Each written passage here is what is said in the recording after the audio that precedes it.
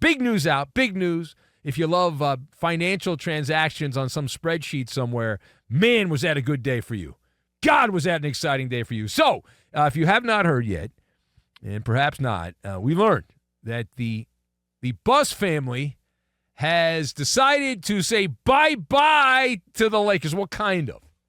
They will no longer control the majority ownership of the once proud, now floundering franchise that is the Lakers, as Mark Walter, the gazillionaire from Chicago who's the face of the Guggenheim Group that owns the Dodgers, he's buying it. He had a chance to buy. He owned part of the Lakers anyway. It's not like he's coming out of left field. Mark Walter owned a percentage of the Lakers, had the option of buying the rest of the team. I had heard it several years back that this was likely going to happen, and it has happened. So Mark Walter is going to pay $10 billion. $10 billion, and it'll be the largest sale when they cross all the T's and dot the I's. Of course, who are we kidding? It's all on DocuSign. But when they do the DocuSign, it'll be the largest sale price for a U.S. professional sports franchise of all time. The Buss family will keep a little bitty share, just a little bitty share of the team, just over 15%. And Jeanie Buss, we are told, will continue as the face of the ownership group. They can't get rid of her.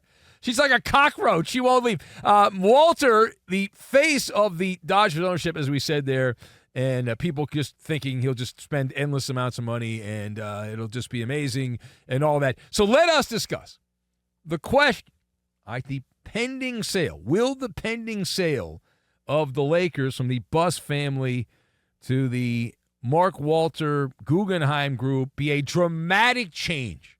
Because all I've heard is, oh, my God, happy days are here again. Happy days are here again. Mark Walter is the owner. So is it really going to change? It's going to be dramatic. So my thoughts on this, I've got Goose, Fanatic, and Farmer's Market. And we will combine all of these things together, and we're going to put the biscuit in the basket. We'll take the biscuit, and we'll put the biscuit in the basket just like that. So to answer the question, will this pending sale lead to a dramatic change now that somebody that actually has money, the Guggenheim Group, will own the Lakers as opposed to Jeanie Buss? The answer is no. It's not going to be a dramatic change. In fact, I would say nothing changes. Nada. Zippo. Bupkis is going to change. And here's why. Right? The Lakers are just going to continue strutting through the NBA like they own the joint because that's how they've always operated. And there are different rules in the NBA that baseball doesn't have in terms of how much money you can pay, deferred money, and deferred money, you can't push it back to lower your salary cap number to get under these aprons and all that bull crap. So it's not like the stuff the Dodgers have been able to get away with. The NBA's got clauses in there that you can't do that in the NBA. So all the tricks that the Dodgers have used doesn't work. Now, I don't know who the top NBA player in Japan is, but whoever that is, I expect he to end up on the Lakers, like immediately. Like later on today, he'll end up on the Lakers, considering how much money they've milked off Ohtani from Japan. So the Lakers are, at this point, they continue to be the golden goose. The NBA, we are convinced, rigged the Luka Doncic trade to send him to the Lakers. All right, let's make sure TV ratings are down. The Lakers don't have a star. No one really, LeBron's washed up. Let's make sure we hook him up. So they did. And so how is that going to change? So they have a new owner, and Jeanie Buss is going to kind of step aside. More on that in a second. But it's just going to be more of the same. Special treatment. The Lakers have always gotten special treatment. And all that's different is Mark Walter's the one that's writing the check, and the Guggenheim Group. And then that's it. The NBA has always bent over backwards my entire life for that pathetic purple and gold crap. It's been that way for decades, and we're talking about multiple generations where it's been that way. And so you think Adam Silver's going to allow, under his watch, them to slide into irrelevance? Of course not. They just went out and gave the Lakers Luka. Even though he's fat, they gave him Luka. They still hooked him up. Come on. So anyway, and the other thing, too, is that the referees will continue to help the Lakers out. Those 50-50 calls will go the direction. They will go the direction of the Lakers. And the free agent market will still tilt to the Lakers and all that. And the players, listen, nobody's signing with the Lakers because of the owner. If that was the case, no one would have played for the Lakers. Jeanie Buss didn't know what she was doing. And the Lakers continue to get players. You think LeBron James, when he went to the Lakers, left Cleveland, you think LeBron said, I really want to play for one of Jerry Buss's kids. That's the owner I want to play for. No, right? Not at all. LeBron James, he came there because he wanted to make business deals with movie people and things. And he did. He's gotten all that. He made some cheeseball movies. His production company took off. He has a stupid barbershop show. Like all that stuff. But it wasn't because of Jeanie Buss. It was because of L.A., right? So that's the way it is. Not that it matters, by the way. Right? Again, it doesn't matter. I mean, the players that flock to the Lakers like a moth to a flame. And Mark Walter will spend money.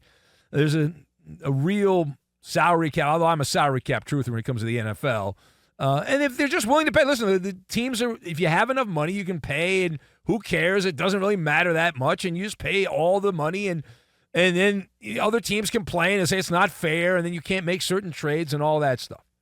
Now, the other part of this, can you explain why Jeanie Buss is selling the team but is demanding, apparently, to continue on in her role as the face of the Laker ownership group after the sale? Now, the NBA went woke years ago, and they claim they don't have owners. They're so woke that they have governors, not owners. Every other sport has owners. NBA's got governors, which is lame. So we know reality is that people own a team, and they're not governors. They're not voted in. Anyway, so the point of this with Jeanie Buss is rather obvious that this woman is addicted to the spotlight, right? Can we all agree on that? That those courtside seats and all the celebrities coming up and shaking her hand there, the red carpet at the Hollywood premieres that she gets invited to. She loves that. She doesn't want to give that up. You don't get that if you're not the Lakers owner anymore. You don't. You fade off into the sunset in irrelevancy. You're just another rich person surrounded by other rich people. And so she can still play the part as the faux Laker royalty owner and all that. So she gets that. But Jeanie Buss, think about what she's about to become. So the team's being sold to Mark Walter. She's going to continue going to the league meetings and all that stuff. She's about to become the Philly fanatic. She's going to be the mascot of the Lakers. She's like the San Diego chicken. Bark, bark, chicken. Yeah, the Laker mascot wearing a pantsuit, going to league meetings, waving to the fans. Hi, fans. Yeah, but Mark Walter's the one who will be deciding where the money goes and all that stuff. And it's a symbolic nod, they claim, to the Buss family legacy and all that. But no titles with Jeanie Buss as owner. Nobody who knows ball will say that she won anything. That Mickey Mouse bubble doesn't count in a resort in Orlando back in 2020. And my favorite Jeanie Buss story is when the Phil Jackson thing is like next level, but also the Buss family revolt. Was that like 2017, I want to say? Remember there was a revolt. The brothers, the other kids got into it, Jim and Johnny, and they were all fighting. There was like a coup to get control of the Lakers. It was like some kind of mob movie or something like that, and then they worked it out. They massaged that. They got through that. She fired the brother. I don't know how you do that because he owned part of the team also. Got rid of him. Canned Mitch Kupchak. He was out. Brought in Magic Johnson. That was a hot mess. And got rid of him. Then now they have this guy, Skinny Jeans, Rob Pelinka, who without NBA intervention would have already lost his job, but the league helped him out and got him some players. Otherwise, he didn't know what he's doing. And there you go. So another case, old family money, right? The Buss family, Jerry Buss bought the Lakers in 1979 for less than, I think it was it like $70 million or something like that in 1979, which is a lot of money in 1979. But still, real estate guy, Jerry Buss, tremendous philanderer, unbelievable with the ladies, Jerry Buss. And so less than $70 million, and now the team's going to be sold for $10 billion. I wonder what the capital gains tax on that is. That must be insane, right? What's the cap? If you $10 billion. I wonder what the capital gains tax. Anyway, regardless, so Jeanie Buss again will be the new Laker mascot. Congratulations! You call them the Busses, and have her face on the uniforms there. A purely ceremonial role, for sure. Now, the last word here.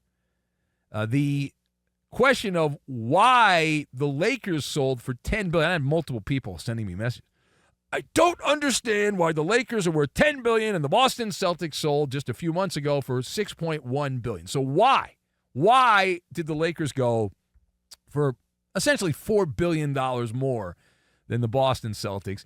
And so the whole valuation, Forbes every year and Front Office Sports and Sportico, all these business sites in sports, many of them have their evaluations they come out with every year about teams are worth X, Y, and Z. And it's obvious things are just soaring. I mean, because there's a lot of rich people who are a little skittish because they don't know the stock market. You end up dropping bombs somewhere and the prices go down, or there's oil problems here and things get all messed up, and so they're a little gun shy on the stock market. So they're, well, I can buy a team, and if I buy a team, I not only make money, but all the other people want to kiss my ass at the cocktail parties in the Hamptons or Beverly Hills or South Beach. Man, that's a lot. So they're willing to spend ridiculous amounts of money, and so it's like a farmer's market, right? It's a farmer's market here, and the Lakers operate in the second largest media market in the United States with over 13 million. The greater LA area, the LA Basin, Southern California, LA Basin, it's much bigger than that, metro area. And then you got Boston, right? In Boston, major market, smaller metro population. Like the metro population's like, I don't know, 5 million or something like that. So it's like an $8 million difference. And despite the Celtics being much more successful than the Lakers, there's less of a market. So it's just like a business deal. And the biggest thing here is the arena. The Celtics do not own the Garden that they play in. And it's a weird setup the Lakers have, because the Anschutz Group owns what I used to call Staples Center. Now it's like the Crypt, I think is what they call it now. They play at the Crypt, which is appropriate because the franchise is dead. So the Crypt is owned by the Anschutz Group, but it's like they actually own part of the Lakers also. So it's like all tied together and all that. And so the Celtics do not own the arena, which is one of the reasons the chatter is the Celtics will eventually leave, likely downtown Boston where they play, and go out to the suburbs somewhere and build a nice, big, shiny arena, and that'll be that. The Bruins, the guy that owns the Bruins, actually owns the arena there for the Celtics in Boston.